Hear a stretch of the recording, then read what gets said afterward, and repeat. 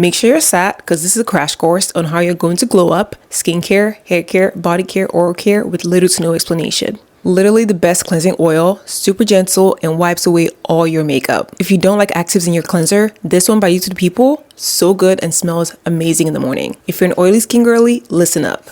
This cleanser from Murad, I have gone through maybe 15 of these bottles, never fails me. If you wear a lot of makeup and need to get that deep clarifying cleanse, she's your girl. If you're not using this when you have makeup on to deeply cleanse that skin, I'm sorry to break it to you, but your pores are clogged.